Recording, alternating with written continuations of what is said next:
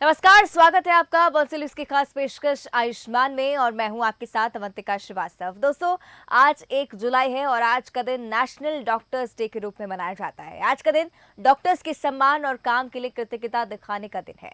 Doctor को भगवान का दर्जा दिया जाता है। डॉक्टर हमें जीवन दान देते हैं और ऐसे में लोग डॉक्टर्स को धरती पर इंसान के रूप में पूछते हैं। कोरोना काल में भी डॉक्टर्स ने जिस तरह से अपनी जिम्मेदारी निभाई और लाखों लोगों की जान बचाई है, वो सच में एक महान काम है।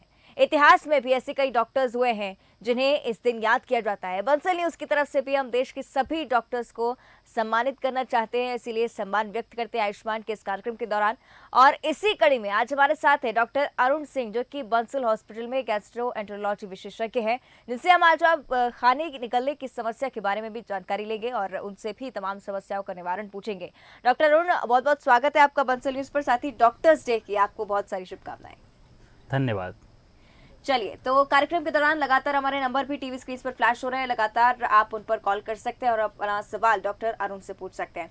सर, हम चर्चा की शुरुआत करेंगे और जिस तरह से खाना निकलने की परेशानी के बारे में आज हम चर्चा करने वाले हैं, तो कैसे ये परेशानी निर्मित होती है, कैसे इसकी शुरुआत होती है, आपसे जानना चाहेंगे। देखिए, जो खाना या पानी अपन दोनों चीज़ ले लेते हैं, जो तो उसमें क्या होता है कि उसको निगलने की जो परेशानी होती है उसके 3-4 कारण होते हैं, प्रमुख कारण होते हैं। जैसे कि क्या होता है कि कुछ कारण ऐसे होते हैं कि जैसे कि लोकल कारण, जो कि गले में अगर कोई परेशानी है, वहाँ पर कोई आपके गठान हो गई हो, वहाँ कुछ सूजन आ गई हो, उसकी वजह से आपको खाना निकलने में परेशानी होती है। या क्या होता है कि कुछ लोगों को जैसे लकवा वगैरह हो गया, स्ट्रोक हो जाता है, तो उनकी जो होती हैं उसकी वजह से उनकी जो नर्व होती हैं, जो मतलब जो जिनके थ्रू हमारा संदेश जाता है ब्रेन से उनकी, तो उनकी पैरालिसिस हो जाती है, नर्व काम नहीं करती है। इसलिए उसके थ्रू जो वहाँ की मसल्स होती हैं हमारे गले की, वो अच्छे से काम नहीं कर पाती हैं, तो उसकी वजह से खाने में परेशानियाँ होती हैं। और तीसरा कारण होता है कि जो हमारी आहार नली होती है, आप ये समझिए जो गले से और पेट तक का जो रास्ता होता है, अगर वहाँ पर कोई परेशानी हो रही है तो उसमें किसी भी तरह की परेशानी, मतलब कि अगर उसका चाल अच्छा नहीं है, मतलब अच्छे से उसमें मोटिलिटी नहीं हो रही है, फिर उसको चाल को हम अंग्रेजी में मोटिलिटी बोलते हैं, पेरिस्टालिसिस बोलते हैं, अगर उसमें डिफेक्ट हो जाए तो उसकी वजह से परेशानी होती है। या कि जो उसमें 2-3 जगह के लिए ब्रेक टाइप के स्फिंक्टर होते हैं, जिनको आप ब्रेक के रूप में समझ सकते हैं, जो जब खाना जाता है तो उनको खुलना होता है, खाना जाने के बाद उनको बंद होना होता है। तो अगर उनमें वो कुछ सही तरीके से सिंक्रोनाइज तरीके से काम ना करें और वो अपना सही समय पर ना खुलें, तो उसकी वजह से परेशानी हो जाती है। और कुछ और कारण है, जैसे कि क्या होता है कि अंदर कोई ग्रोथ हो, गठान हो जाए, तो उसमें क्या होता है कि आप ये समझ लीजिए कि पाइप में आपको रास्ता ही नहीं मिल रहा है, तो खाना कैसे आगे बढ़ पाएगा। तो और ये सारे कारण हम ऐसे अगर पता लगाते हैं कि किसको, मतलब कि कहाँ पर दिक्कत ज़्यादा हो रही है। अगर किसी को गले में दिक्कत हो रही है और खाना और पानी दोनों में प्रॉब्लम हो रही है, तो उसके कारण कुछ और हो सकते हैं। और किसी को सीने में ज़्यादा दिक्कत हो रही है और उसमें भी कुछ लोगों को पानी से प्रॉब्लम, पानी खाना निकल लेते हैं लेकिन पानी नहीं पी पाते हैं। और कुछ लोग होते हैं कि पानी तो चला जाता है लेकिन खाना नहीं जा पाता। तो अलग अलग वजह होती है इसके लक्षण, इन सब लक्षणों की वजह से हमको अंदाज़ा लगता है, फिर उसके लिए हम देखते हैं। तो ये बेसिकली कि आहार नली में कोई समस्या, गले में कोई समस्या, या कि आप किसी को जैसे स्ट्रोक हो, लकवा हो गया हो, पैरालिसिस हो गया हो, तो उसकी वजह से इन सब वजहों से खाने में निगलने में परेशानियाँ होती हैं।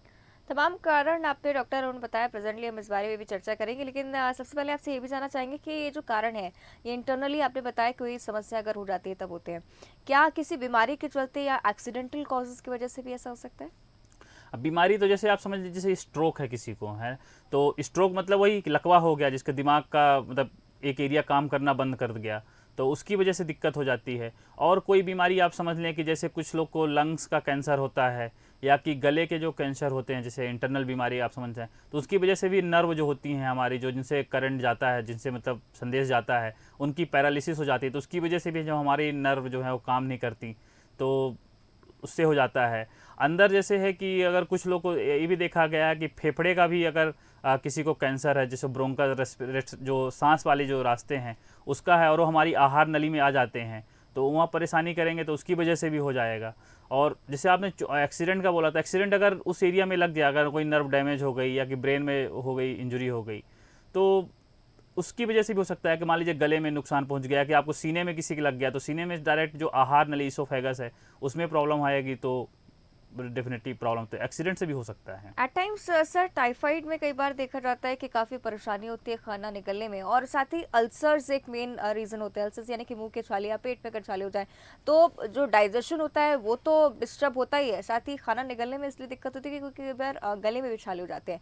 क्या इसकी मेन वजह आप समझते हैं और कैसे इससे निराकरण पा सकते हैं? देखिए, अगर आप टाइफाइड की बात करें तो टाइफाइड से खाने में दिक्कत नहीं होती है, परंतु टाइफाइड से पेट में परेशानी होती है, किसी को कब्ज हो जाता है, कि बुखार तेज आता है, और आते मतलब कुछ लोगों में रेयरली अगर दवाई इलाज तो फटने का रहता है, तो इस तरह के लक्षण होते हैं। परंतु टाइफाइड के लिए जब हम एंटीबायोटिक देते हैं तो एंटीबायोटिक क्या हो रहा है कि कुछ लोगों को टाइफाइड तो होता भी नहीं है। हमने ये देखा है कि जैसे कई बार हमारे पास मरीज आते हैं जो बोलते हैं हमको टाइफाइड हो गया है, एक रिपोर्ट लेकर आते हैं जो बिडाल की रिपोर्ट होती है, बिडाल टेस्ट की, तो सिंगल बिडाल टेस्ट की रिपोर्ट के हिसाब से टाइफाइड तो बोलना नहीं चाहिए, पहली बात तो हो ही नहीं सकता कि एक रिपोर्ट से, उसके लिए अलग अलग और भी तरीके होते हैं, और अगर सीरियली उसमें कुछ टाइटर वगैरह होता बढ़ रहा है तो होते हैं। तो लेकिन क्या होता है कि टाइफाइड बोल करके और वो एंटीबायोटिक ले लेते हैं। अब एंटीबायोटिक अगर आप लेते हैं, अगर आप ज़्यादा समय तक ले लेंगे तो उससे क्या होता है कि आपके जो पेट में बैक्टीरिया होते हैं उनका काफ़ी डिस्ट्रक्शन, जो नॉर्मल अच्छे बैक्टीरिया होते हैं उनका डिस्ट्रक्शन हो जाता है, तो उसकी वजह से होता है। और कुछ कई बार एंटीबायोटिक की वजह से क्या होता है कि हमारी म्यूकोसा को भी इंजरी होती है, हम अच्छे से हमारे पेट में चीज़ें एब्जॉर्ब नहीं हो पाती हैं विटामिन वगैरह की, तो उसकी वजह से छाले हो जाते हैं। तो छाले होने के तो जीभ जो मुंह में छाले होते हैं उसके बहुत सारे कारण, लोकल कारण, अगर किसी के दांत में प्रॉब्लम है, कोई चोट लग गई, कुछ तो किसी विटामिन की कमी है, और कई बार ऐसा भी देखा गया कि अगर बहुत ज़्यादा रिफ्लक्स हो रहा है तो उसकी वजह से छाले हो जाते हैं। परंतु टाइफाइड को ऐसा हम अकेला ब्लेम नहीं कर सकते कि टाइफाइड से किसी को छाले हो रहे हैं। साथ ही सर अगर इस परेशानी को हम डिफरेंशिएट करते हैं तो कई सारे ऐसे लोग जिनको तरल पदार्थ खाने में सहूलियत होती है लेकिन सॉलिड फूड जब वो लेना चाहते हैं तो कई बार दिक्कतों का सामना करना पड़ता है, कैसे इसे एक्सप्लेन करेंगे आप? तो देखिए, उसका जैसे मैंने आपको बताया था कि तो जैसे अगर हम आहार नली की बात करें बेसिकली, तो आहार नली में अलग तरह के, जैसे मैंने बताया था आपको कि पेरिस्टालिसिस मोटिलिटी होती है। तो जैसे अगर आहार नली का रास्ता बंद हो जाए, आप खुद सोचिए कि एक कोई पाइप है और उसको आप ब्लॉक कर दें, तो अगर आप ब्लॉक कर देंगे तो पानी तो लिक्विड है तो चला जाएगा, लेकिन कोई सॉलिड खाना है, ठोस खाना है, वो उस रास्ते को क्रॉस नहीं कर पाएगा। या कि मान लीजिए किसी को रिफ्लक्स बहुत ज़्यादा हो रहा है, और रिफ्लक्स की वजह से क्या होता है कि जो हमारी फुट पाइप है उसका नीचे का जो रास्ता है वो काफ़ी टाइट हो जाता है, बंद हो जाता है, उसको हम स्ट्रक्चर बोलते हैं। तो उसकी वजह से भी क्या होगा कि अगर रास्ता बंद हो गया है तो उसमें जो सॉलिड खाना है उसको निकलने में परेशानी होगी, लेकिन पानी तो लिक्विड है, वो थोड़ा सा भी रास्ता अगर मिलता है तो वो निकल जाता, वो पानी उसमें आसानी से चला जाएगा। एक बीमारी और दो तीन बीमारियां और होती हैं कि जैसे उसको हम बोलते हैं, ये ज़्यादा कॉमन नहीं है परंतु फिर भी होती है, और अगर हम उसको सोचेंगे नहीं तो हम उसको बारे में पकड़ नहीं पाएंगे। ईओसिनोफिलिक इसोफेजाइटिस होती है। तो जिन लोगों में ये देखा है कि एलर्जी की समस्याएं कॉमन होती हैं उनमें ये ज़्यादा होती है।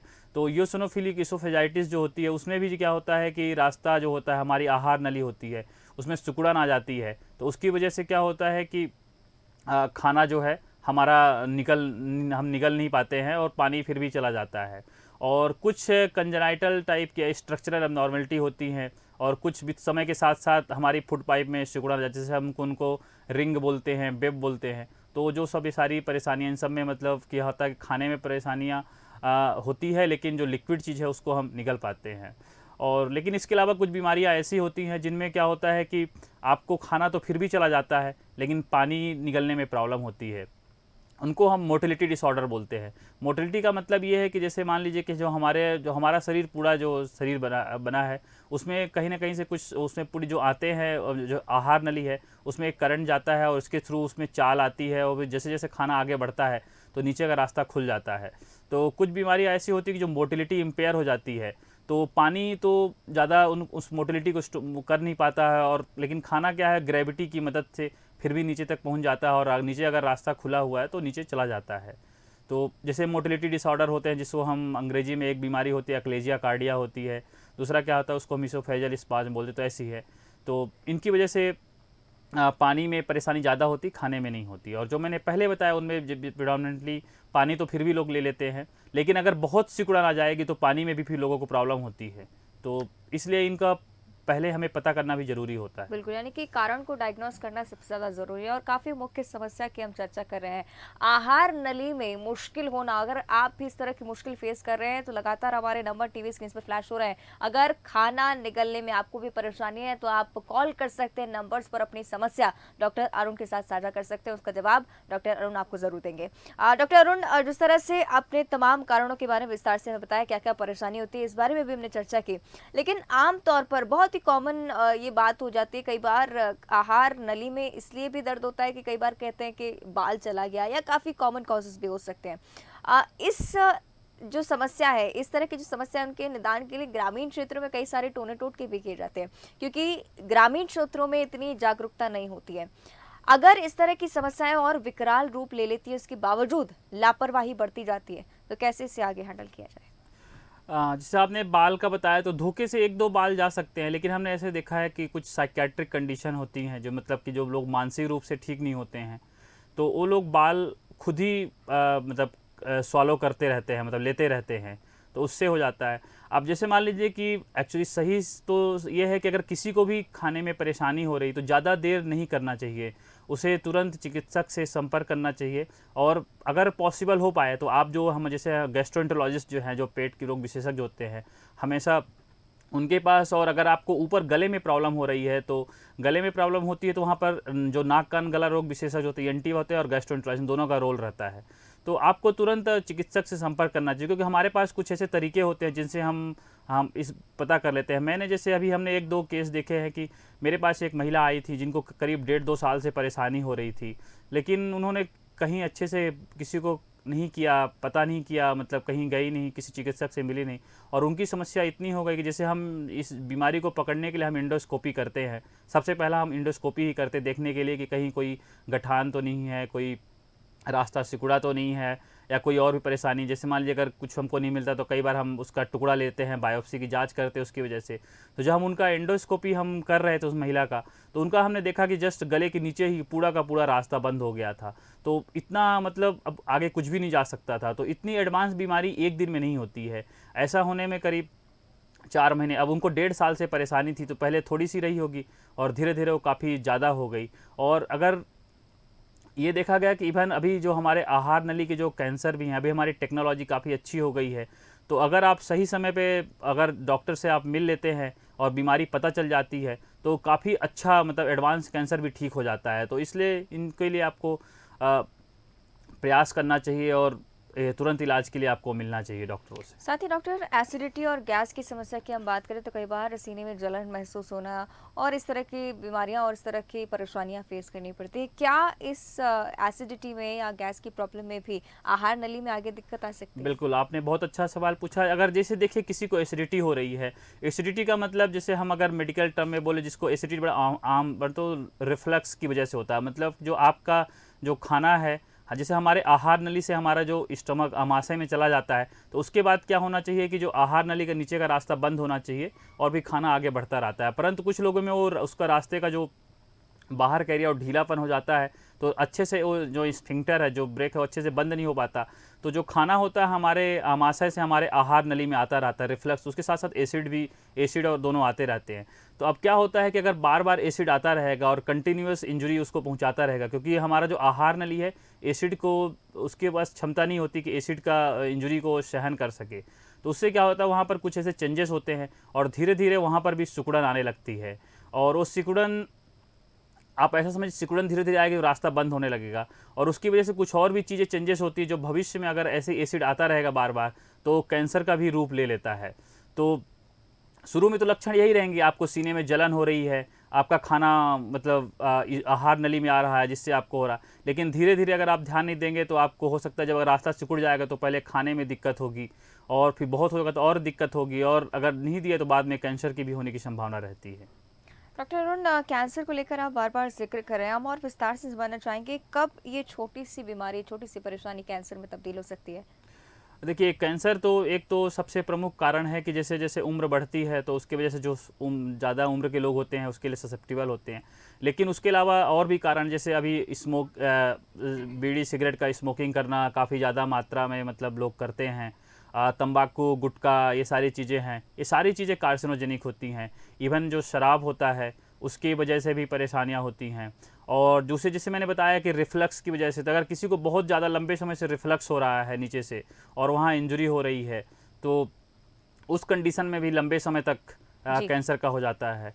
और कई कुछ में स्टडीज़ में ऐसा भी देखा गया है कि जो ज़्यादा मतलब रोस्ट करके मीट वगैरह लेते हैं, रोस्टेड फूड ज़्यादा लेते हैं, तो उनमें भी काफ़ी कैंसर की संभावनाएं बढ़ जाती हैं।